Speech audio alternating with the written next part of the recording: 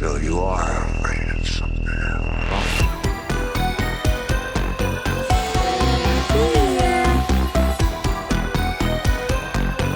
all go a little mad sometimes. You don't know what death is.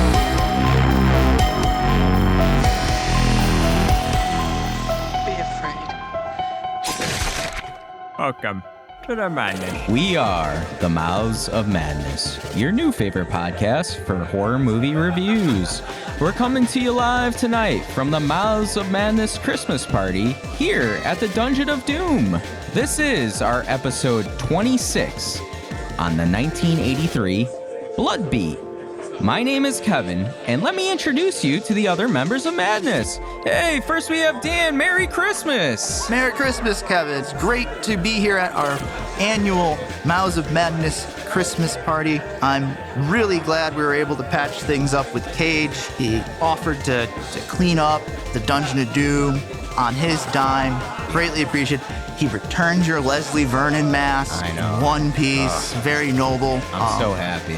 It's just, really just a big miscommunication, and I'm glad we were able to suss all of that out. As a friendly gesture, I invited him. I don't expect him to be here. He's currently filming National Treasures 5, so... Oh, yeah. Yeah, but... That will be a big one. Yeah, but hey, Kev, this music, it's a bit busy, yeah? Not very, Christmassy. You know what? I was noticing that myself. Let me introduce you to our next member of Madness, Bearclaw. This is your DJ, Bearclaw. I got this guy. He also did the soundtrack to this movie. I thought it was gonna be. I thought it was gonna be a little bit more Christmassy, maybe. I mean, Blood Beat is a Christmas movie. It tracks, but this doesn't.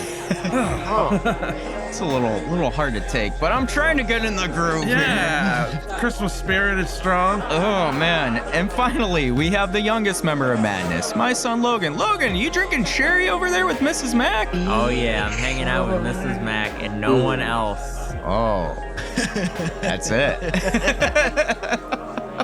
No one else. Franklin was looking for a member to hang out with. No, I think good. Franklin. Hey, Franklin, over here. Logan's over here. No, I'm good. Scoot your way over here. Wait a minute. Where's Claude? He's a damn cat. Wait a minute. Guys, who invited the samurai to our Christmas party? Samurai. Oh, that's just my friend. Do you see him? That guy? Kind of glowing. Oh, not Why that is he guy. That's glowing a different blue? samurai. Yeah. Hey, What's going hell? on? the wind is picking up whoa, in here. whoa. Oh my god. Oh no, Logan got hit with a can of Tab. Oh god. Tab, not Tab. Oh my goodness. I think it's some kind of ancient ghost samurai. Do something. Do There's only something. one way to handle this. I learned this from an ancient guru named Johnny. Everybody hold hands.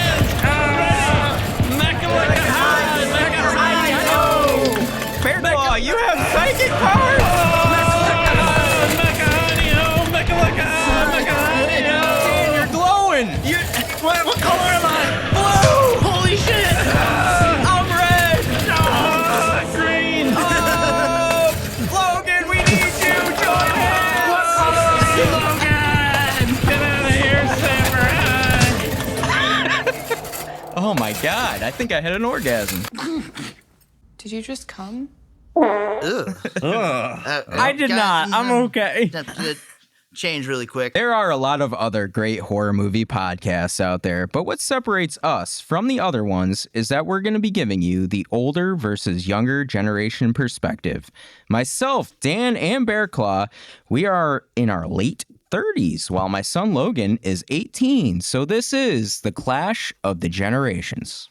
Without any further ado, grab your samurai armor, pull up a chair, hold on to your straitjacket tight, and let's dive into the madness. We watched Blood Beat from 1983. It was written and directed by Fabrice Zaffaratos. Now, this is his only film. Really? This guy didn't have a prolific film career? Well, this one's what has Judging by this started it movie. all, Bearclaw. You would think so. The spark that didn't light a fire. Apparently what I found on Mr. Zaffaratos is he dated a woman who had a little bit of money. And he said, what am I going to do? We're going to make a movie. So Understandable. this is set in Wisconsin, where he lived. A little bit of money, but not too much money. Just enough. Now, reportedly, he was under the influence of some drugs during the writing and filming process. Could have as well. predicted that. Come on. Supposedly, bloodbeat is a reference to the accelerated heartbeat experienced while high. Oh, okay. Oh, okay. I did not know that. So he's just telling us. That's very on theme for this movie. Jesus. This was a cool little piece of information. The actors who played Kathy and Gary were friends of Fabrice and had not acted before. So Yeah. Whoa. Yeah, that checks Wait out. a minute. You're This all telling makes me a lot of sense in the This is context all- of this movie. You're telling me together they're now. not professional actors? Oh my god, I couldn't predict that. another cool little piece of information is the paintings that we're seeing in this movie were actually made by the actress who played Kathy in real life. Wow. She's a professional painter. Those are some sweet paintings. I don't They know were that I'd sexual and admit to violent. that. They were both sexual and violent. Now, we have a first here on the Mouths of Madness. I could not find any budget or box office information for Bloodbeat. Was this in the theaters? Does anybody even know? It was. I don't know. I don't think it was. I The don't- thing was how- straight to I DVD. only found this like through like a random like YouTube. You can pretty much just only watch it on Tubi now. I mean, it's not even on streaming. It's on YouTube. It's on the whole movie's on YouTube. Whole movie's on YouTube. Oh, okay. I should have watched it on YouTube. I we watched it should on have watched Tubi it. with I don't know, ads. Yeah. Ugh. Did you get ads every 2 seconds? Yeah. I Yeah. mean, you know, It's pretty bad. Tubi's a fine service, and if they ever want to throw a sponsorship our way, we'll be happy to sing their praises. We'll be but- happy to Yeah. watch those ads Yeah. for them. Or, they could give us a free subscription so we don't have to watch ads. Oh, that too. Also, another first for the Mouths of Madness. There's no ratings for Bloodbeat currently on Rotten Tomatoes. Oh, I wonder why. This is a found fit. Yeah, I was just saying, how many people are we part of? Like, is there like 20 people who have seen this and we're part of them? We could be. I did, though, however, find some ratings on IMDb. Currently, it sits at a 4.6 out of 10. I want to share. I think that's generous. Yeah. Honestly, yeah. Listen, I want to share a few of my favorite titles of some of the reviews I saw from users. Here we go. Number 1, we have Orgasms in Samurai Killer. I'm all in. Let's fucking go. Number 2, Blood Bullshit. God damn it. Number 3, good. and my favorite, Where's my orange juice? That's the winner. Yeah. Winner, chicken dinner. Yeah, there it is. Orange chicken dinner. Let's give you our overall thoughts on Bloodbeat. Bearclaw, you want to start us off? Oh yeah, I'll be happy to start you off. So instead of a lot of the anti-drug ads that were done in 1983, they should have just shown this movie, because that's kind of this movie. If you see it and then you decide to do drugs, you've chosen a very specific path. Because to summarize my thoughts on this movie, and I won't say whether it's good or bad, because I think there's some room to discuss that a little bit more. But I will say that it seems like it was a series of things that were strung together by somebody who was very, very under the influence of drugs. And it seemed like a really good idea to them. It all made sense to them in their head. And they were like, of course the samurai's here. And they're like blood sisters in World War II. And, they fought each other. And it's supposed to be about the, Japanese and American foreign relations. And it just seems like an unhinged drug rant that somebody decided to make into a movie. And it happens in Wisconsin. And you have to understand, like, it seems very much like the big story behind this movie that we've heard from a couple people is like the samurai armor was found and everything like that. That all sounds like something that was done under, like, somebody who's slapping a movie together and is like, yeah, that'll work. We'll put that in there. It'll be great. And it'll be metaphorical and people will get this deep connection. And the paintings, don't you understand the paintings? Like, Look into the paintings. look into the paintings. She can see through the paintings. It was wacky, and I appreciate that about it. I think there was some swings taken that maybe didn't land. But there's, at the same time, I have a certain affinity for this movie. I was very much raised in rural deer hunting country kind of thing, so there was some warm spots for me in that, and then there were some interesting choices that were made, some interesting sound choices, some interesting psychic connection choices. If they had picked a through line of the story, there could have been room for this thing to be saved and tweaked just a little bit where things had made sense. Yeah. Like one of the things that was really big in World War II was like war prizes. That's how a lot of samurai swords came stateside, right? Was like soldiers would bring home war prizes. So, I mean, you could have this whole thing about it being a war prize from her grandfathers. I mean, there was ways you could work the samurai armor into Wisconsin and it would have made some kind of tangential sense, but no, they didn't really bother with any of that. I was thinking what you were saying about a through line, because we just watched Dream Scenario, and it kind of had similar issue where there was really no through line. There's no thesis to the movie, like it was just images and like a little diarrhia in your face. I hate the word thesis. Why?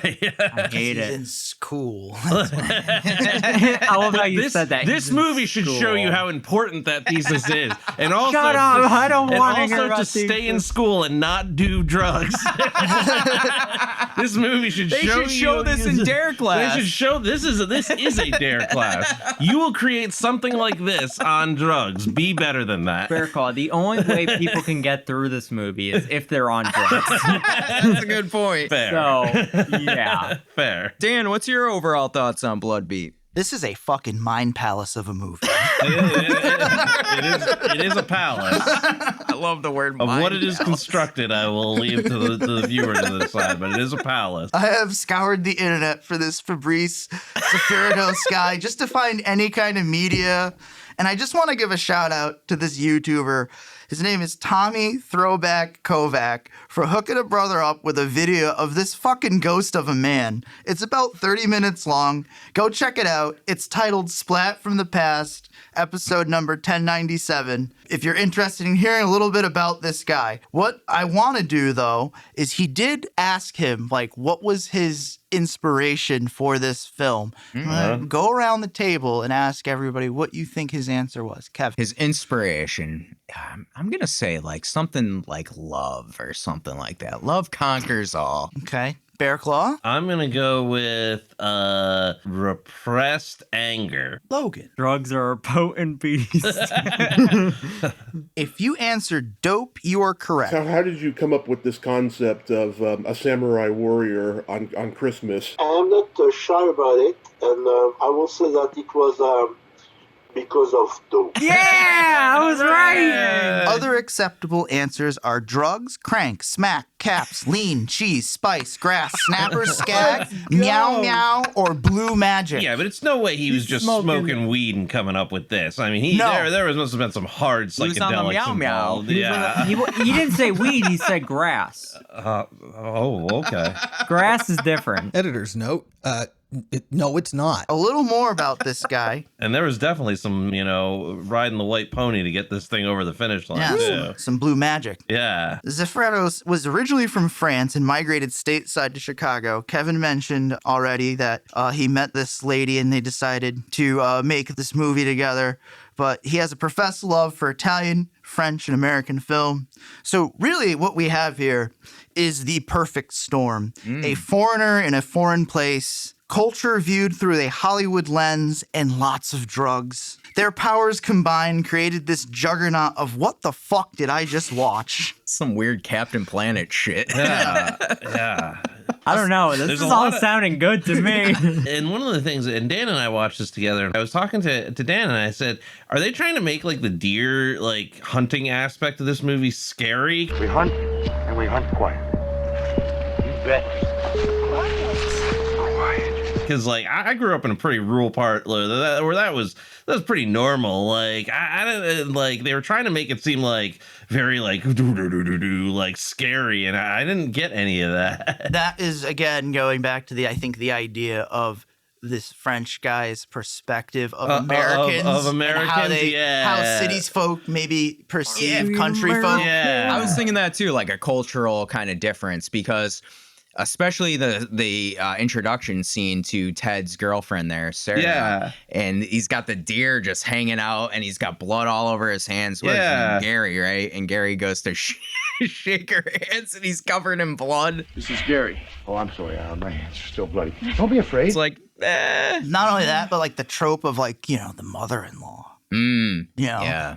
But she still got Sarah a Christmas present. She did. She did get her a Christmas present. So, you know, Mother and knows. she knew she was coming. Mothers know everything. But as might she even- said, they've but don't been got Sarah watching- a Christmas present. She got her evil samurai blood sister, because I think they also referred to each other as blood sisters at some point, which would be very strange because samurais were exclusively male. So That feels like a throwaway line they may have thrown in there too. I didn't catch that. well, it was when she turned into a samurai. Oh, There is so many questions to this movie. And no answers. Yeah. Why do you need an answer? Maybe it's just how it's supposed to be. Because you need to write papers with a thesis. Shut up. I'm gonna write a paper without a thesis. I'll see how that goes. Dang. Immediately just F. Logan, how about you? What's your overall thoughts on Bloodbeat? You know, there's some movies in this world that are like classic, like, you know, one of those movies that just never gets old. And for me, you know, that's kind of like Wizard of Oz. Like I can watch it over and over again and it just never gets boring. It's so mystical and magical and the world just seems so nice. And then you watch a movie like this and you think to yourself, God, what were filmmakers on during this time period of Hollywood? I went through this already, Logan. It's Meow meow. meow meow. The jazz some cabbage, crack. the electric lettuce. I gotta say though, Snowman. watching this movie was one of the hardest things I think I've ever done in my entire life. And I've been through COVID. You got through it though. I didn't get through this shit. This shit's gonna stick with me. I think the biggest thing for me that really pissed me off, and it's not even the movie itself, is I couldn't get like into the right viewing of it because every 2 seconds would be another ad. Oh yeah. And that always that always pisses me off when I'm watching a movie. Yeah. If there are ads on it, I cannot watch it because I'm gonna get so Such a youngin'. All the movies you said you couldn't watch a movie if it dude. didn't It's have just ads. so like I'm sitting there and I'm like waiting for it to come back on, and then it goes back on. I'm just like I'm already like. And then you're learning about Activia yogurt and how it helps. And how it helps. Yeah, women's I'm not digestive into it. But like Bloodbeat, the real thing for me is just what in the hell was up with this movie? Everyone had mystical powers. Everyone was from Japan somehow, even though they were whiter than freaking bread. I mean, there were some neighbors that were just having fun and just doing things. A dude jumped out of a window, Texas Chainsaw style. The wife did not look like she was having fun. He didn't even know the wife was dead. Oh my God. This movie is just a cacophony of just stupid shit, of just plain old stupid white people making Japanese shit into the most bland, boring. There wasn't really Japanese. I mean, other than the Dude, little war you have a scenes, samurai. You have a whole World War II, like Pearl There was a lot of Harbor, cuts like to Buddhist statues too. Yeah, there was, and like there a lot of mentions of like meditation. what religion were they in? I don't know. What race were they? What It's religion? open for interpretation, man. Like, you know. The best part of this movie, though, was not Uncle Paul. The Red Baron? I like Gary. Gary was great. I liked Gary. Gary wasn't even a real actor, and I felt thought he bad was for the Gary best. this Yeah, whole me movie. too. Me Yeah. He was too. just trying to live his life, trying to no go hunting, wanted to just sit Trying to and make this woman watch love his him. television program, you know. Dude, this guy is a better parent to Kathy's kids Yeah. than Kathy is. Like, holy you shit. gotta, Kevin. I mean, she's got work to do. I love Gary, but I love my work. So much work. She can't marry Gary Oh because my again, that God. would get in the way of the work, and you know. Do you remember that scene where she was like, Gary, I can't be with you anymore. Like, Yeah. I need to focus on your paintings. You're painting. What? She needs to paint the painting so she can watch her son have sex. Yeah.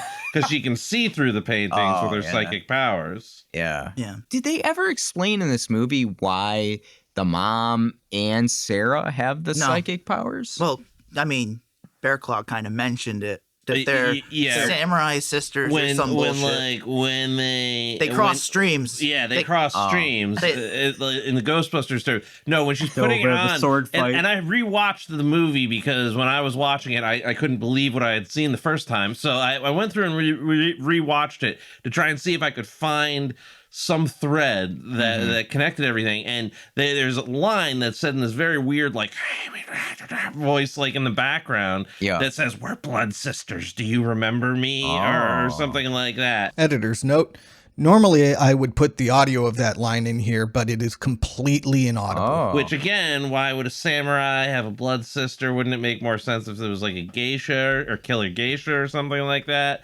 Or like there's so many more things that would make sense. But then World War II footage showed up, which there was no samurai in World War II. So then you wouldn't be able to have that sweet samurai armor in the movie.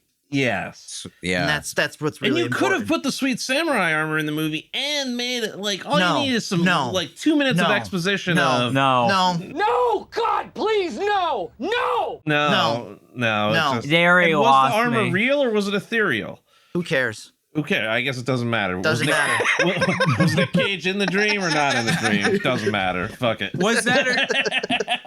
Wait a minute. Wait, that's a good point for this movie, though. Was she actually dreaming? Because, or was that armor actually there, dude? Yes and no. Yes.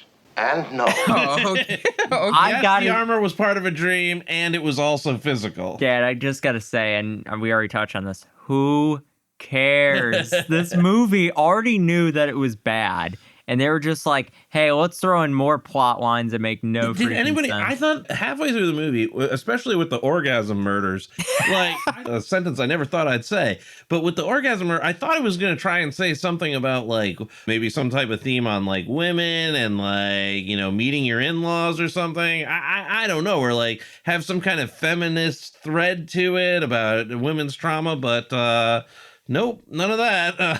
Nah, man. Wouldn't it be awesome if we just caught a chick on film? It looked like she got struck with a lightning bolt straight to the vag. That's what they were missing, though, is the blue lightning, like, you know, going throughout.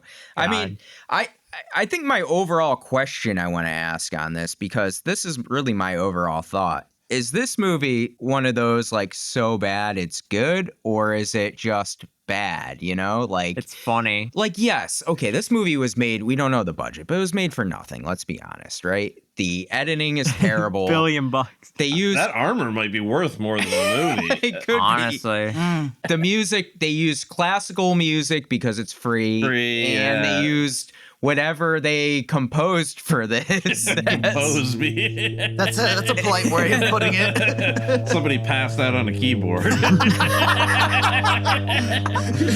too much skag. Yeah. We gotta make a theme for this movie. I got something. I got it. I think they tried to come up with an original idea. Because here's the thing. They could have just made a slasher movie, right? With just some killer on the loose at Christmas, right? And that could have even been a samurai killer loose on Christmas. Yeah. There was a lot of psychic powers that had to come, and orgasms and psychic powers. They went down an original idea. Like, I'm confused for myself on this. Is it one of those movies? Because I think we have to look at it through a different lens a little bit, because it's not trying to be something good, right? Or is it? I don't know. I honestly think it's actually kind of an interesting movie. I don't know that I would say it's so bad that it's good. I would put it more in the category of, I think it's educational to watch, because I think it teaches you in many ways what not to do. And there are entertaining aspects to it, but I think it shows you about what happens when you just kind of wing it and throw ideas out there and you don't follow through. It still has some good moments to it too. And it does have some interesting stuff to it. It's not entirely unwatchable. It's just kind of, it's one of those things that's a good lesson in watching a movie. It makes you appreciate a lot of other movies, I feel like. Yeah, that's a good way of putting it. And again, going back to the directors, like, this has very much the Room vibe to it. Yeah. I almost have like this like little mind theory in my head that like this director is actually Tommy Wiseau. And he was like, I'm going to do it again. I'm going to make it this time. And then he made The Room. I mean, I don't know. Like Bearclaw said, I liked a couple things in this movie a lot. I liked the scene where the neighbor, is the neighbor Paul? Yeah, Paul's the neighbor. Right? No, Paul's the uncle. I thought it was Uncle Pete. No, Paul is the neighbor. Uncle Pete is Uncle Pete. Who's the Red Baron? That's Uncle Pete. Sorry. Uncle Pete was awesome. Yeah. I mean, I liked Uncle Pete. Logan liked Uncle Pete. Didn't you like Uncle Pete, Logan? Oh, No. I thought you liked him. I liked Gary. Oh, you liked Gary a lot? Yeah. It's the only character I really care about. Dolly was a good actress. Dolly was pretty good. The sister. Yeah, the sister, but like, well, they didn't do anything with her. Yeah. Except for the end. She got like... She was in the Wonder Twins there. Yeah, she got like it. she got 5 minutes at the end. Yeah. But I mean, I really liked where Uncle... He did a sick Not jump. Uncle Pete. He did a sick Hang on, jump with his truck. It's Yeah. Uncle Paul. That was pretty No, cool. it's Uncle Yeah, I Pete. forgot in the beginning. We talked about that too. Do you remember when Uncle Pete's driving like 1,000,000 miles per hour on the road? He did a sick jump. He caught some serious air. And I love the CB radio chatter. I do like Lone that. Painter to the Red Baron. Red Baron to Lone Painter. You know what's the funniest is how at the end when he does get killed, his car is like off the road, so you know he definitely like went. He crashed his own car. I you're bet right. you Yeah, he he crashed crashed that his car. shit. No, I mean, I love the scene where Paul, the neighbor there, was running Aw. from the samurai, right? Yep. And he's in the car, or is in his truck, and you got that synth score playing. Yeah. It was kind of like a John Carpenter scene, I thought. And he was trying to go to the gas station, right? Yep. And then he goes to Gary and Kathy's house. I Yeah. thought that was a really, really good scene. That was a good scene. You know, he was running. He jumped out a window. Like, that was one of the better scenes in the movie. Yeah. Was him getting away. That's Right. why he should definitely be in the Hall of Slain. Oh. Yeah. Ooh. He jumped out a window for Christ's sake. Yeah. What about his dog? I want to mention not that. not the best guy. I mean, I think we can all agree he had his flaws. But... Well, he was looking for his We're- orange juice. Where's my orange juice? We're the white knights in this fucking story, not these schlubs. They're here to die. yeah. I mean, I gotta ask, is there anybody in this movie that you would put as part of the Hall of Slain? I do agree with Bearclaw. Paul should be in the Hall of Slain. You want an unusual cat like Paul in your squad. Yeah, so he prefers to have tea parties in bed with his dog in his underwear instead of his wife. So what? The man's living the dream, you know? It's a waterbed, too. Yeah, Oh, I waterbed, fucking too. forgot yeah. about the waterbed. Like That makes him even cooler. Yeah. Sweet. And he didn't take the trucker hat off even when he died. I mean, No pants on either. Went off with his pants off. Huh? The One shoe? dude has a dog. It's like having a extra half a person in your stable that What will happened to that loyally. dog? So we get the dog, too, in the stable? Yeah, it's a- Does the like a- wife come with him or no? No, he doesn't love the wife enough to bring her with him.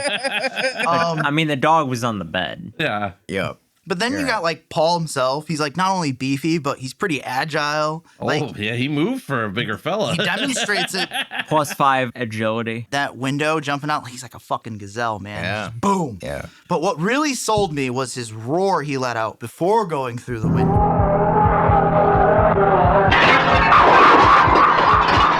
Oh. It never occurred to me you might need someone who can make that sound on your squad because drugs. I agree. I think we should nominate him into the Hall of Slain. Oh, for sure. He's a boy. He's a survivor. Yeah. I love it. He's a boy. He was the final girl of the movie. No. I He got, didn't make it, though. I know. I gotta ask, because another scene I really liked was the poltergeist ending. scene where everything's getting thrown in the house. and Yeah. shit, right? What was this scene? Where did this come from? What was going on here? Well, here's how that went down. All right. Hey, Orgasm. guys, did you guys see that one movie where a bunch of stuff was flying around? Yeah. We should have some of that in this movie. Right. Okay. Yeah, we could put stuff on fishing line and throw it, and then it could be tab that gets thrown at. And like Gary is like minorly injured, I guess. Or Poor Gary gets knocked the shit down. Hold on a second. yeah, exactly. As I was saying, I shit just flying had this everywhere. idea. We got to shoot this today. Hey, I mean, there's an alternate title for this movie. Poltergeist 2, Electric Boogaloo. Yeah. Because that's what this movie is. It's just Poltergeist, but turned up to 11 and then dropped all the way back down to 1. Oh, man. Dan had a point to talk about with The titles? Yeah. Like, this movie's called Blood Beat. Makes It's no sense. labeled a Christmas movie. And yes, just knowing now, like, that this was just based on like a drug interaction is what they named. If you guys, after seeing this, what would you name this movie? Rudolph Sushi Nightmare. I thought someone was gonna go for sushi. It puts the Christmas theme in there. Rudolph the Red-Nosed Reindeer. Sushi, Japanese. Awkwardly put somewhere where it doesn't belong. And then Nightmare. And then Nightmare, just the whole thing is psychic nightmare, dreamlike event. That sounds excellent. Kevin, what do you got? I was thinking of something just nice to the point, like Samurai Dreams. Like, it's kind of like one of those like early Skinamax type of movies that you're like, wait a minute, should I be watching the this? movie did have titties in it, and it's a very provocative title. It works better. Yeah. Logan, do you have any others or? Worst Turtles in Time is one. I have another with Blade of Gory. Oh, okay, very nice. And Electric Boogaloo. Oh man, doing the poltergeist. Mine is the Blue Samurai Christmas Sex Surprise Massacre. Yeah, that's right. A little wordy, but descriptive. I'll tell you what, that would have sold me though. I would have definitely been on board with that. Yeah. I mean, Bloodbeat was an intriguing title because you had no idea what the movie was about. Did it have anything to do with the movie? With it whatsoever? No. They should have called this, hey, welcome back to World War II. Well, another question I have too is once Iwo Jima, the movie. We're back in Hiroshima. Once this poltergeist stuff happens, right? Mm-hmm. And then they just act like, I think it's Tuesday. Dude, Yeah, I think it's I so feel like funny. living with that Walk woman away. is probably not the first time that's happened. yeah. Probably Gary's used to something like that happening every other week or so. You know what though? This is a bigger question for the movie. I have question on question on question. You want to get to you want to go peel some onion layers down on this lore. peel 'em Let's back. do it. Let's The get answer into to it. all of them is because drugs. But why? Why? Because drugs. They didn't care about their mother enough. But they acted like they didn't know anything about the mother in a way, like about the psychic stuff, right? Because they kept being like, it was within them all along, Dad. I desperately searched this movie for lore bits or something to put everything together. You see, there was a gentleman who lived in that room that she was in. And this is where I thought this movie was going, is there was a gentleman who was and I quote, a psychoanalyst who meditated sometimes. Some psychoanalyst or something like that. Meditation, he called it. Nobody stayed here for quite some time, and then a baby cries. Oh, yeah, I remember for that. a reason. Yep. That is unclear. And then he says a psychoanalyst stayed in that room that Sarah was staying in. Yeah. Or meditation, as he called it. Which I don't know what psychoanalysis and meditation. I don't know. I thought that was creates big blue energy. Yeah, well, I thought it was going to be something where it was like the samurai was his spirit or something like that, and then like he had been killed by the mother and then came back and inhabited the suit of armor, and she was like painting because she was guilty over having like killed him or something.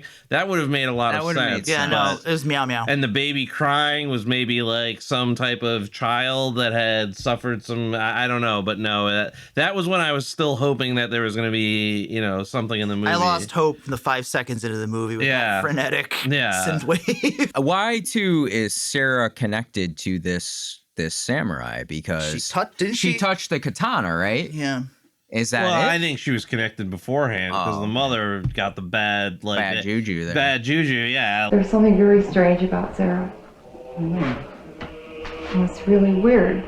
I feel I've seen her before. Like, I think they were. This is me trying to string together a drug-riddled, fever dream here. I think that they were always Sarah and this girl were like maybe through reincarnation they had both gotten souls who had been fighting, and one chose heaven and one chose hell. Because it was like there's this whole thing about like I chose hell was again in this like weird like raspy breathing voice like I chose hell or something like that. It said So like that, there was an attempt at it, but I mean, again, it's one of those things where I feel like a bunch of high people were around and been like, oh, that'd be very symbolic, that'd be very deep, if we did that. Like, oh yeah, like red versus blue, man, red versus blue. The blue, like her energy will be red, like to symbolize like it's like them pitching a Marvel movie. Yeah, it's like they got the energy and everything. Oh, this guy's gonna blue energy because his mother was red. Yeah. And that's just how it goes, man. Now, why did Sarah have orgasms when she saw the samurai killing people? Because she liked it. Completely unexplained. She got horny. Because they needed, they're like, we need to sex this thing up somehow, guys. What do we do? Her vagina is tethered to the sword. Well, Ted was trying to sex things up. He was a little handsy. Like, Sarah's trying to complain and be like, hey, things are weird. I feel your mom in the room. It's like I feel she's in the room right now. In the room with us. Oh, come on, Sarah. She's downstairs in her studio, Pam. And Ted's like, all right, let's get down. Like, she's watching us. Yeah, he was all about it. Those are uncomfortable scenes, man. Like, they really and like the other thing is too is like they're sitting there in this quiet farmhouse where you can probably hear a pin drop. And like, yeah, that's it true. Doesn't look like a big house, and like they're having some rage or sex at one point. Dolly's in the other room like, oh my God. I mean, yeah, and then she kicked into high gear when the killing starts. Yeah, I mean, Ted must have heard that. Ted must have been thinking like he was like the man. Oh, yeah. Not him. We said that. We were watching that. Ted must have walked away from that whole interaction like, hey, man, I know how to put it down, man. I know how to lay some pipe, I'm so fucking good. I just fucking lay here. And she did call me a samurai a couple of times. She went into the string of Japanese, but whatever, man. Sometimes, started talking. Meanwhile, the mom's just like angrily painting downstairs. The mom is downstairs. I mean, painting. Yeah, I more questions here. No. So why does Sarah at the end put on she physically puts on the samurai suit? Well, she both physically does it and metaphorically does it. Oh. Now I'm going to go into why this is all psychology, just like they did at the end of the movie Psycho. You see here. You see, it's all part of the psychoanalyst here. Now I'm going to go on 20 minutes of exposition on how the samurai armor was just her wanting to get to know her mother-in-law. They wanted to have that deeper connection. Yeah, this is all I can do. See what you did to me. This is all your fault. She even went full face paint. But you know what? Yeah. You know what they didn't spring for, though? What? She was just wearing flip-flops. They didn't have samurai shoes at all. So samurai shoes were not flip-flops. So there was just a plain pair of just like dollar store flip-flops she was wearing. And it was in the movie. It's not like that was like they could have just not shown her feet. Yeah. Right. That would have been very easy to do. Damn. I do that though. But you know that the director also played the samurai. Okay. Yeah, so I also thought, didn't somebody say on one of the analysis videos, he also was the guy who got thrown out of the window? Yeah. Oh, he was? Yeah. I didn't know that. He volunteered for that one, I guess. He knew his own. Or the crew threw him out the window and they were like, oh, let's use it. I'm not getting paid enough for this shit. Yeah. I mean, I don't know. It's just a very hard movie because it could have been, if they had tied it together just a little bit more, it would have been so bad that it's good. Yeah. And I also have to say the opening bits of the movie was a little slow at the get-go. I don't want to throw that stone too hard though, because most of these slashers are pretty slow at the get-go. Like there's usually a lot of rev up here, but there's a lot of storytelling. There's a lot of playing Monopoly for some reason. It's probably Monopoly.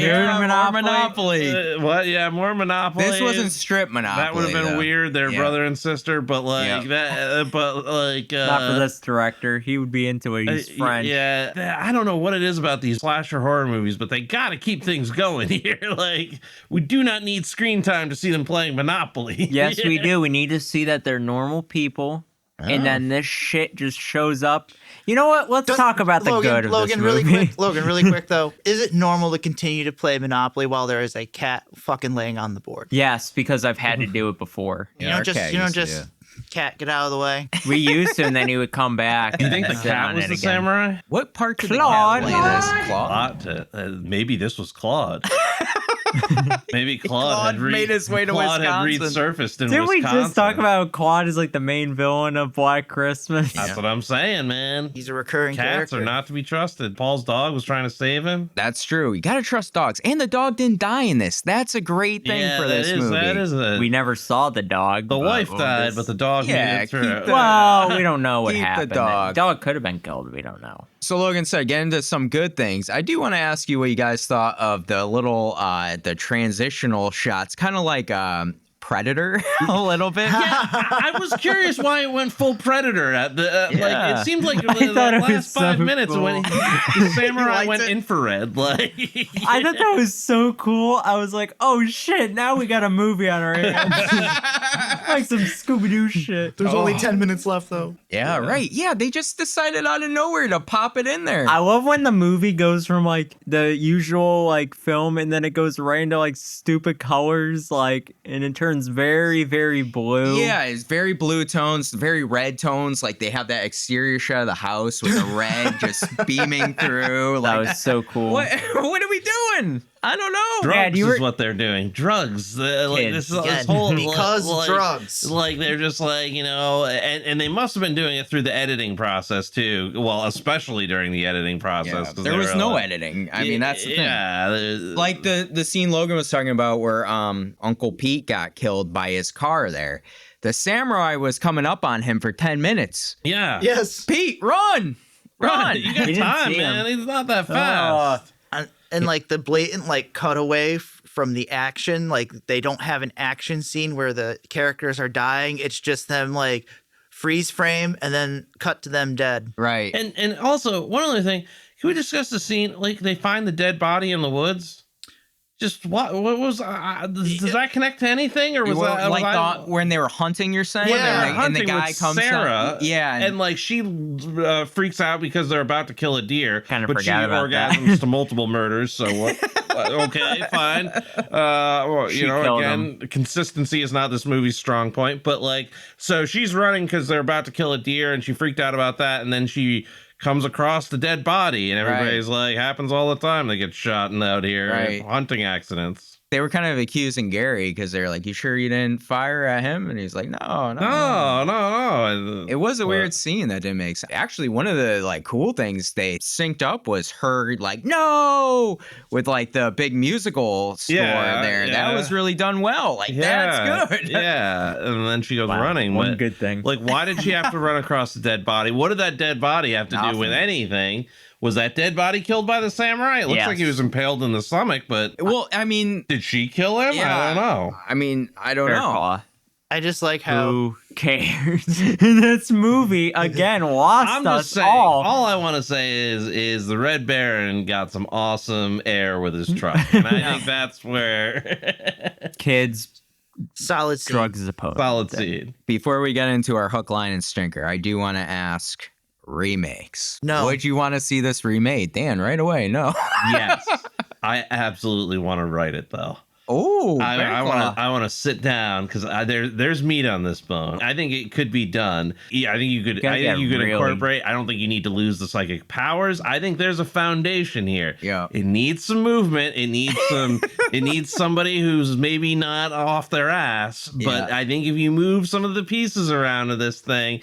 I think even if you had all of the footage and were able to edit it together and maybe do some ADR and move some things around, I think you could create a fairly reasonably good movie out of this. But You have to be the on puzzle pieces straight are not drugs. put together right now. Yeah. They're just spread around the table. Logan, can we put this puzzle together? What do you think? Yeah, on some like ayahuasca and shit. Like, yeah, Ooh. it's the only way. I would have to do like a wilderness resort to like, or a wilderness retreat to like the woods to be able to. Go in your dark spot and come out with the movie. Yeah, I'll come out with like an album or some shit. You know That's what? how most artists do it nowadays. I kind of agree with Bearclaw. I think like there's some good original ideas here, but they're just all over the place. Maybe a remake would be cool. I think you could do it. You have like the armor be like again, you connect it with like the whole like World War II thing, and like it's a war prize, but then like you have her be like, I don't know. Leave the memories alone.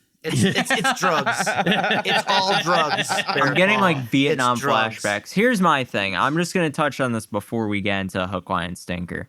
I do really like this entire movie because I was entertained. I do like how stupid it is. I think it was very funny. Like there was a lot of stuff where I was just like, it was just super fun to watch. Like I like watching these movies mostly to make fun of them. Right. But this movie, man, is just like, I love the powers and stuff like that. I love how she's in the middle of the living room with red like hands like the Scarlet freaking Witch. Get out of here. Get out of here. My Get children. Yeah, she didn't sound like she was very excited about it. Get out of here, guys. You've never done it before. Come on, man. This kind of, to me, like you were talking about The Room, it's kind of almost like a Manos Hands of Fate idea, too. Yes, sir. That's the movie I was thinking of. Yeah. I couldn't remember the name of the title, but that was that movie. That movie sucked. It connected sucks, but like, parallel to yeah, the- but you watch and you're like, what? There's am no I Torgo watching? in this, though. I know they missed out on a Torgo. Well, Gary was our Torgo. It's time for Hook, Line, and Stinker.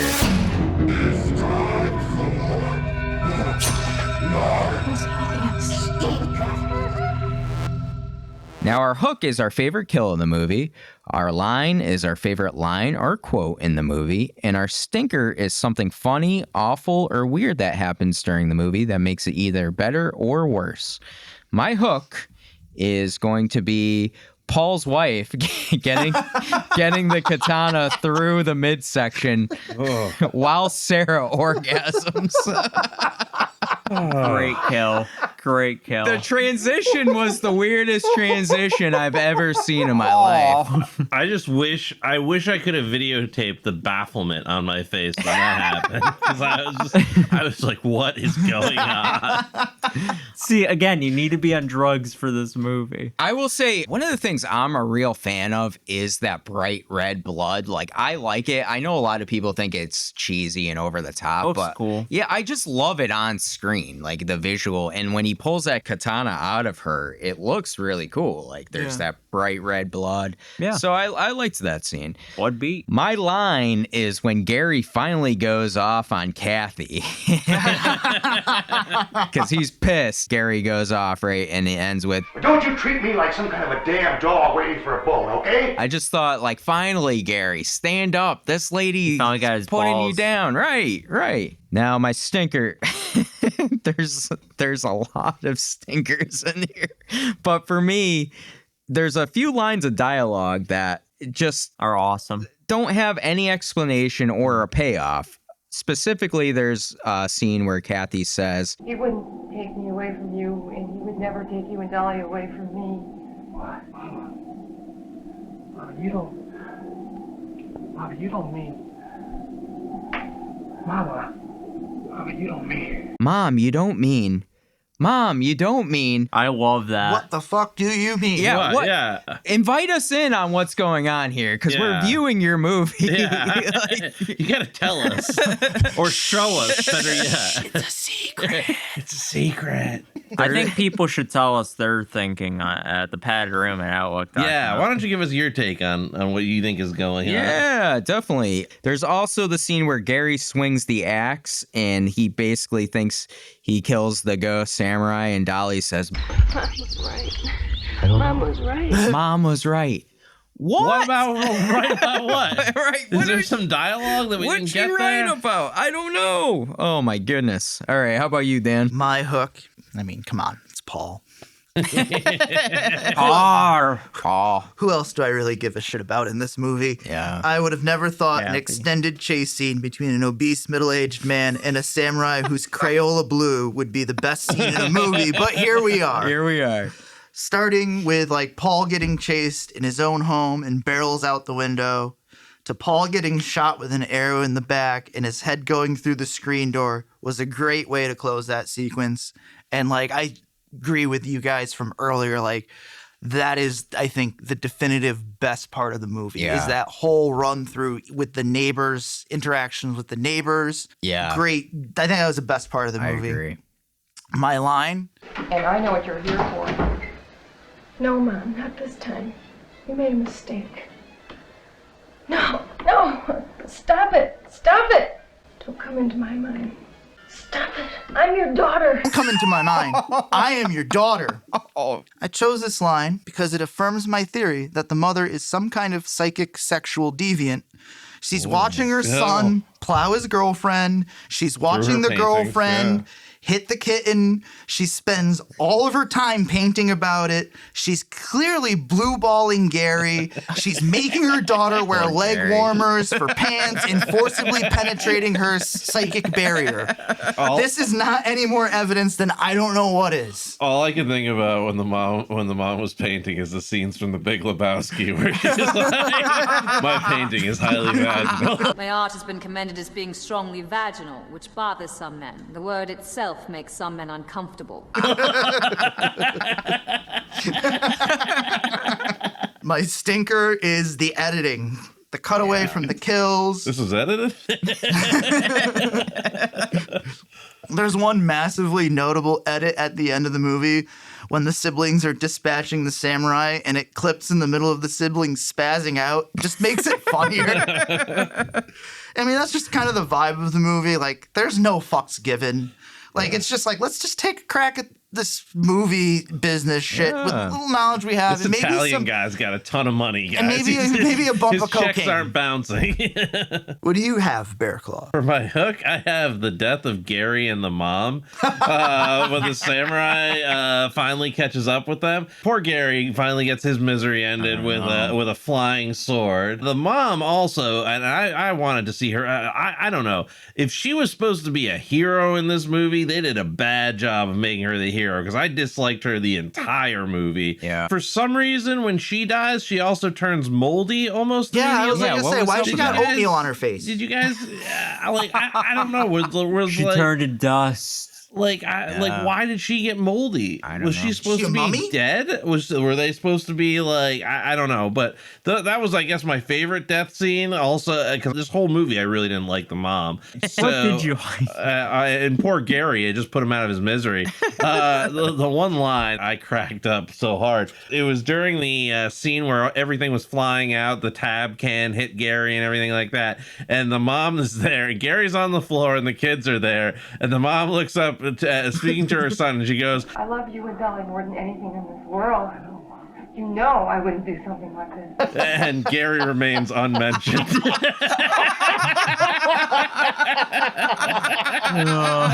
Just totally doesn't say anything about Gary. I love you guys so much, more than anything. Gary's laying out. Gary's just like, bleeding out on the ground, just like, poor Gary. Honorable mention line, you forgot my orange juice. Where's my orange juice? And then powdered orange juice, man. Powdered orange juice sucked. 70s must have been awful. You know what, Bearclaw? We have another callback here. Friday the 13th showed us them making instant coffee. This one they showed us making powdered orange juice. Early 80s, man. They really liked showing us how they make their beverages. Yeah, I guess beverages were a big plot the point. lady put water in, tasted a little bit, and we watched her make this orange juice. Like, holy shit, we don't need Kelsey. That was 100% improv. Yeah. Some good orange juice. Tang, I guess. I don't know. My stinker was, and this was, I couldn't. The entire movie. I got to be honest with you. I sat there, and my jaw opened. I was so floored by this. But when the Wonder Twins held hands and La Fortuna started, like that classic music started playing, I was like, the balls on the director to use this tune in this movie, or the editor to use this song in this moment to show the epic Wonder Twins, like putting their rings together and like psychic powering the samurai demon away. Like I just thought that, and then my runner up for stinker was Predator View. I thought that was, I wanted them to be like. Logan and me thought Roman Reigns was coming out because his music starts like that too at the beginning. They do the what's it called? It's song. Like La Fortuna or something like that. It's like, I'm sorry. Choir. I'm sorry, brother. You were the only one that said that. Oh, I put my finger up and acknowledged my tribal chief. Acknowledge me. He's just like, this is my magnum opus. This is when the Wonder Twins, because that's what I called them, the Wonder Twins. At that point, there was an old Hanna-Barbera cartoon where there was two twins who used to put but they rings turned together. into animals. Exactly, it's much cooler than this. They didn't just have. They just turned into weird seizure-inducing twins. They didn't even look like twins. They didn't even look like brother and sister. I thought they were dating. Oh yeah, they would have. I thought they had better chemistry than him and the girlfriend. Yeah, and I literally was saying that to him. I'm like, why did they have better chemistry than him and Sarah? Ugh. All right, Logan, how about you? Director, French. For Hook, I have Paul's Death.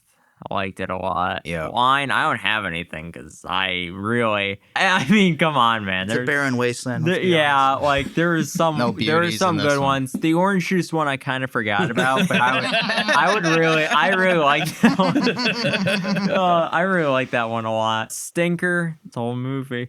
No, them introducing the samurai plot line was kind of dumb to me. I just didn't like it. It never really like got out of first gear for this movie. Like it just was kind of just like, here's another thing that you got going for you in this movie. But I don't know. Stinker's basically just anything that moves and breathes in this damn movie. I would say Stinker's like all the questions I have and just the that will never have any answers. The only answer is drugs. Yeah. It's the only one you need. Any honorable mentions at all? The Red Baron's death was sad for me because I thought he was going to play more of a part in the movie, but nope. Yeah. I liked Dolly kind of had a burn it all. Mom is right, burn it. And there was like a similar line in Backdraft that I loved. What would you like to do in the whole world? Burn it all. But wow, Backdraft and Bloodbeat. I know, I brought them together. The other one I have is when Dolly said, "Bring me some candy bars." Bring me some candy bars. Yeah. Fucking Gary, bring me some candy. What? Good guy Gary's in here. Gary, man. The only other one I had was when the mom was telling the ghost to leave. My time isn't over. Get out of here. Go away. Go away. Leave us alone. Leave us alone. Just leave us alone. Stop it. You can't destroy me. It's impossible. Dude, I forgot about that chocolate bar one. That's my line. I forgot about that one. That was... So when we were watching that, I was like, poor Dolly, and then she was just like, bring me a chocolate bar, and I was like, okay, Dolly, you deserve to die now. Gary raising kids. Bro, Gary was more of a dad than that's what I said. Like Gary, anyone. Man. He was the goat. Wasn't that after the attack too? And like she was in bed, and like Gary's the one that yeah. Gary's a real Cinderella of this story. Dude, Gary was and like his glass slipper is a samurai sword, man. At the end. Oh my god. What a glass slipper. Well, we're on to our final rating. They're gonna rate the movie. What will they rate the movie? The killer is great, the victim sucks, the survivor is in between. What was that? Our final rating system is Killer. It's our highest rating. It was awesome. We would highly recommend and is a must watch. Survivor is our middle tier. It was a good movie. We would probably recommend and some rewatchability. And finally, The Victim. It's our lowest rating. It was a bad movie. We would not recommend and no rewatchability. Now, for me, this is kind of tough. This might be the toughest movie that I've had to give a rating for because, well, I mean, here's my question, right? Is it so bad it's good? I had mentioned to the other members of Madness that the horror podcast I started listening to, the horrible horror podcast that made me want to become a podcaster, they covered this movie, episode 147, I think, if you want to go give them a listen. And their rating system is they would do so bad it's good or so bad it's scary. And so that's kind of the question I've been in my mind. Is this so bad it's good or is it so bad it's scary? And I think for me and our show that we do, I can't rate on that system. I just got to rate it for me and like my personal, like, would I watch this? Would I recommend this? And I would say probably not. So it's a victim for me. I think it was entertaining. Like Logan said, we were kind of like, what is going on? Like, in trying to get to the next scene and figure things out. So it is engaging, but it's got a lot of things that are just hard to watch, like the editing sometimes. And I know it's a low budget movie, but the editing, the music, the dialogue being shoved in the music and you can't hear things. It was a lot of frustrating. Like I said, a lot of questions, way too open-ended. And I just think that for me, I don't know if I can recommend for people to see this. So that's why I got to go victim. All right, Dan, how about you? My rating for this movie is also a victim. Bloodbeat to me is another movie that is akin to trash TV. This movie would be a great episode for Mystery Science Theater to cover. Yes. I would never recommend this as a quality horror movie to anyone who asked me for a legit one. I would, however, recommend it as like a movie, get together with friends and have like a drinking game, make a drinking game out of it, or just something like for you and your friends to get together. Every time you have a question, take a shot. Be belligerent. Every time the synth wave goes off, the rail is fucking. You have to finish your drink by the time it ends. It's like a power hour. Every time there's music that's way too loud that comes in, you got to take a shot. If you just want to like sit and riff on a movie with your friends, like this is the one. But if you're looking for something that's like you want to sit down and really invest some time into, this ain't it. Yeah. Bearclaw, what do you have? I think mine's going to be a little bit controversial in that I think it's a survivor, and here's why. All right. It's not too controversial. No. Yeah. I was going to say Killer would have been real controversial, but I could not, and I was desperately trying to find some way of putting this in Killer, and couldn't with maintaining any type of credibility put this in Killer. But I think it's a survivor, and here's why. I think there's just enough meat on the bone to be able to talk about it. I think it's a fun movie to have seen.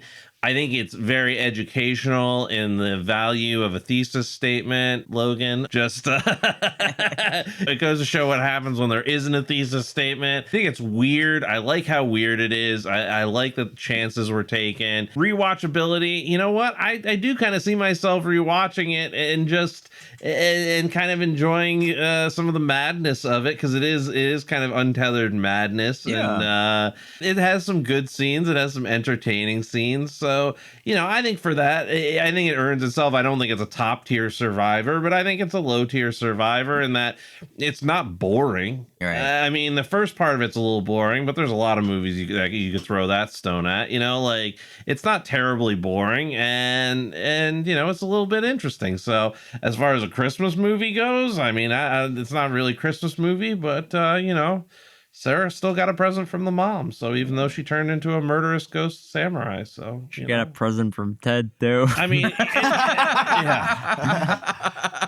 and the samurai. Yeah, I mean, there's a lot of presents. It was a Merry Christmas. But Merry Christmas, Sarah. Everybody. Yeah, but I mean, she died. It's one of those movies that was after Christmas. It's not so bad that it's good. I would say it's so bad that it's interesting. That makes sense. I agree. I agree with that. All right, Logan, finish us up.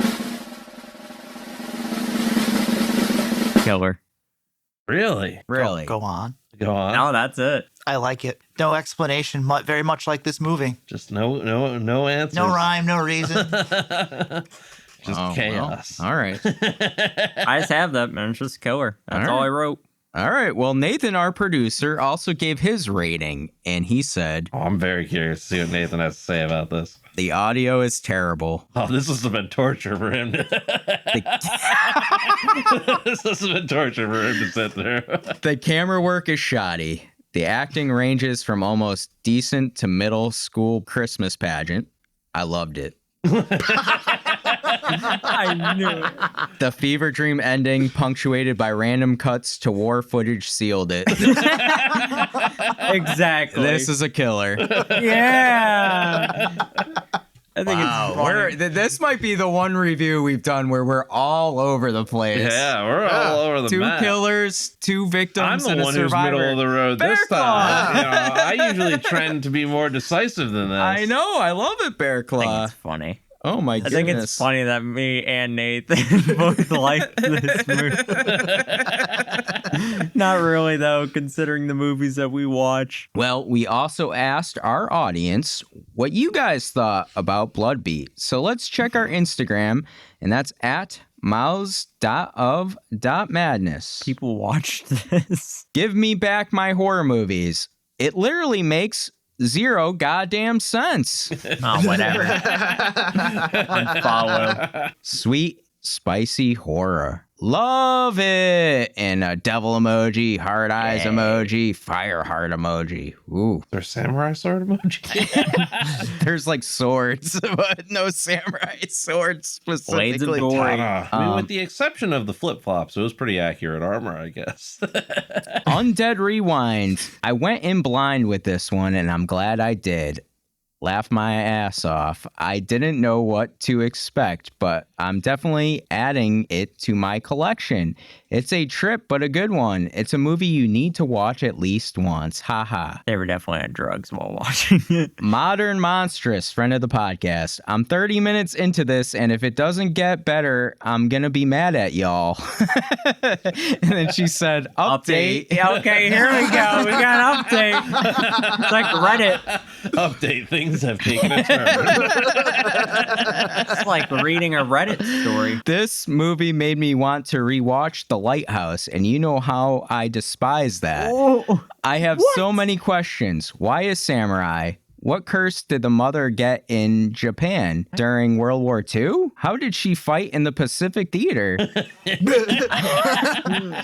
that's why she got moldy. She was so old. I have a question too. When did samurais fight in World War II? Apparently.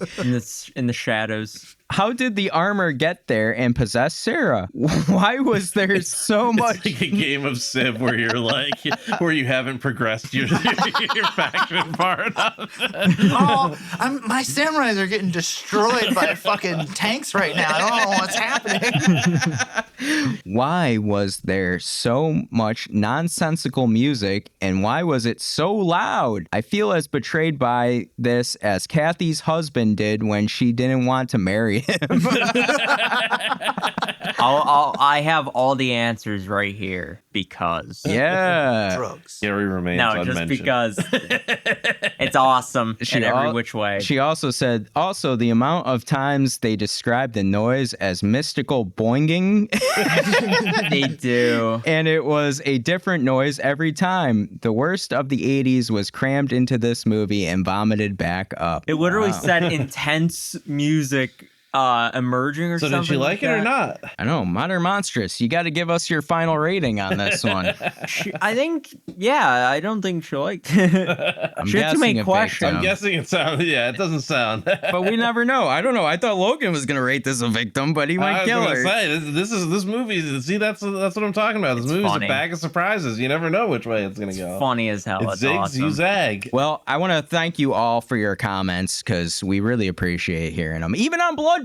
Yeah. That's Blood awesome. Beat. And we had Bloodbeat. And as normal, we also want to hear your input. What did you guys think of this movie? You know, the padded room at outlook.com. Give us your rating. Tell us what your thoughts are. You know, I always like to hear other points of view. And this movie seems a little divisive. Seems like it has something for the haters to hate. It has something for the people to like. It seems like it's got a little bit of a grab bag, a popcorn tin full of 3 different flavors, if you will, that you might get at Christmas time. Nice little Christmas. And a little bit of mold. Kathy's mold. A little bit of Kathy's mold. You gotta take that divider out and shake the fucker up. Well, before we end our orgasm scene. More. Before we end our episode, we want to embrace the madness and let you all know what we've been up to and any recommendations we might have for you to check out. For me, I watched, again, Black Christmas 1974. We did it for Straight Jacket Talk. No, 1974. I know. I was just messing with Oh, you. dang. Logan. Can't do that to me.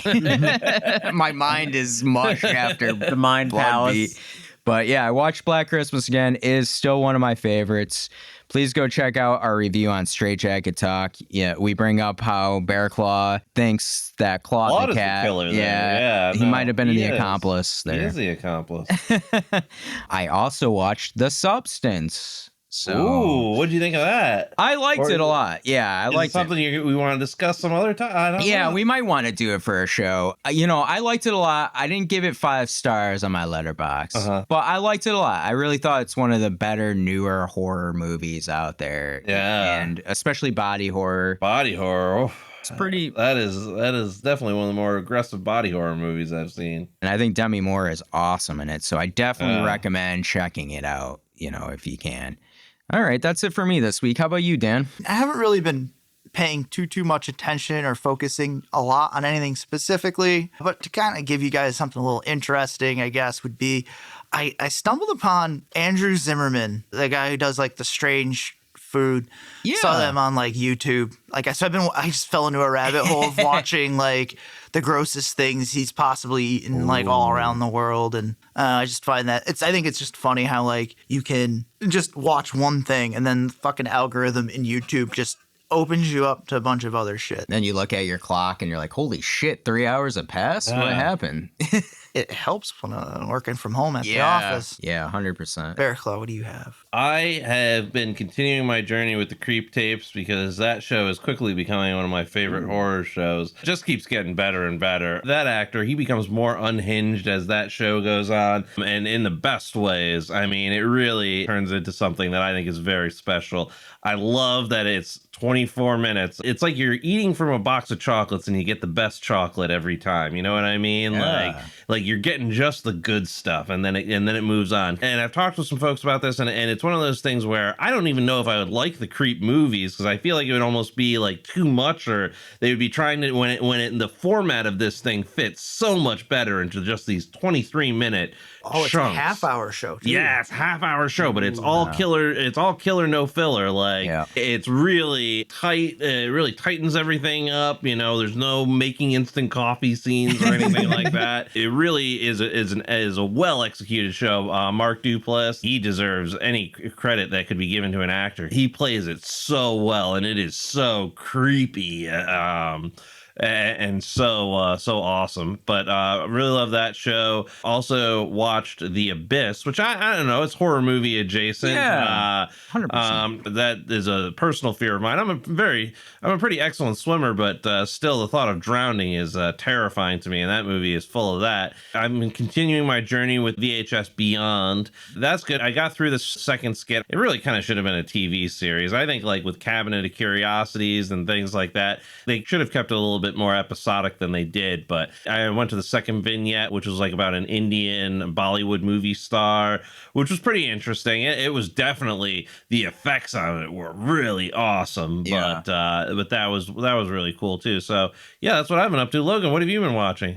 Just a lot of shows on right now. One of the newest shows that's out on Max right now is Creature Commandos, which is the new DCU project. It's pretty good. Only 2 episodes out right now, but I'm really enjoying it. It's definitely like I've never heard of it before, so it's kind of like a different kind of Suicide Squad because it takes place like literally like 2 years after Suicide Squad, following like the same kind of like concept, but it's like really good. It's animated. It's really well done. Story is well crafted. Every character kind of has like its moment, as well as, you know, Cowboy Bebop. I'm still trying to get through. I kind of forgot about it, so now I'm kind of just into that a little bit. It is probably one of my favorite animes because I just freaking love it, even though it's more like Western, like the Avatar or something like that. But till next time, Space Cowboy. yeah, I love the intro. The intro is one of my favorite intros. That acid jazz, I love it. It's real good. Because they also have that in Creature Commandos too. Oh, They I haven't do, seen like, Creature Commandos. Yeah, they also do like the same intro. So I'm like, oh man, I know I'm gonna like this. 'Cause it's literally the same intro. And then, you know, I finally got to watch it, Alien Romulus. Oh, you watched it? Finally got to watch it the other day. That was really good. Nice. Yeah. I thought, like, legitimately, besides the first two, probably the best Alien movie. Oh, so you would recommend it, huh? I would definitely I would recommend it too. Yeah, it was a good is movie. Super good. I just Super started good. that video game, Alien Dark Descent, which is like a kind of a CRPG, but you take you man a crew of colonial Marines against the alien. I don't know. I just kicked that off. It was PlayStation's giveaway game for this, so I'm gonna give it a shot. Well, if you're enjoying your descent into madness, we really would appreciate it if you'd rate us 5 stars and leave us a review. You can find us on Instagram at mouths.of.madness. We have a great YouTube channel at Mouths of Madness. And finally, we have our email address. Email Bearclaw at thepaddedroom@outlook.com and let him know what you're asking Santa for this year. Yeah, let me know, and let me know whether you've been naughty or nice, you know? I mean, that's all info that we're going to need. That's right. Yeah, Santa. Bearclaw is Santa now. I've got a direct line to the to Big Red there. Well. Santa Claus. There we go. Get your commemorative pins. Get your commemorative Christmas Bearclaw pins. Tell old Santa Claus. Oh, man, I love it. Well, that's it for our review on Bloodbeat. We'll be back with a new episode after the new year. And speaking of Santa Claus heading up north, we're going to be heading up north because we're going to be reviewing The Thing. Editor's note. The Thing takes place in Antarctica, which is south. But until then, happy holidays, everyone, and back to the padded room with you. Well, that was a great episode, guys. Great party. Great success overall. Yeah, it was great. We dispatched a fucking samurai ghost thing. Demon. None of us turned into mold, so That's always a plus. No one got hurt. I feel bad, though. Nick Cage didn't show up, so I don't know. yeah, I was really looking forward to seeing them, you know? Told you guys, National Treasures 5. Well, we'll have to go see it. All right, well, let's shut the door, get out of here. Merry Christmas, everyone. All right. Have a Happy New Year. Yeah. Merry Christmas.